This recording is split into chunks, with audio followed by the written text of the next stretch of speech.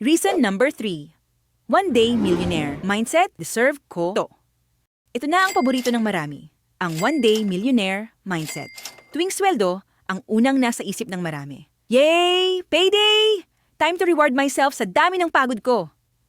Walang masama sa reward, pero kapag puro reward at walang plano, iyan ang isa sa mga dahilan kung bakit kahit kumikita ka, kapos ka pa rin sa dulo. Halimbawa si Carlo, isang sales associate sa isang appliance store.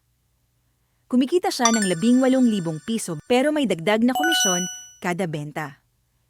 Kaya kapag malakas ang sales, umaabot minsan sa 30,000 piso hanggang 35,000 piso ang kita niya. Pero tuwing may malaking komisyon, ang unang ginagawa ni Carlo, kain sa labas, bili ng bagong rubber shoes, o minsan, treat sa barkada. Sabi nga niya, di bali na, darating din naman ang next commission. Sa una, masaya. Pero pag dahan-dahan mong tiningnan, parang laging balik sa zero bago pa dumating ang susunod na sweldo. Ang problema kasi sa one-day millionaire mindset, sanay kang gamitin agad ang pera bago mo pa ito planuhin. Hindi mo nararamdaman na unti-unti, ikaw na mismo ang gumagawa ng sarili mong cycle ng pagod.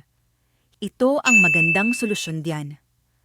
Bago ka gumastos, magtabi muna ng kahit 10% o 20% ng kinita mo. Kahit maliit lang sa simula, ang mahalaga, maging habit. Pag nasanay kang magtabi bago gumastos, magugulat ka na lang, meron ka ng ipon at hindi ka na kinakabahan kapag mahina ang sales. Mas masarap bumili ng reward kapag pera mo na talaga ang ginamit mo, hindi utang, hindi advance, kundi bunga ng disiplina mo. Darating ang araw, ikaw naman ang magsasabi, deserve ko to kasi pinag-ipunan ko to.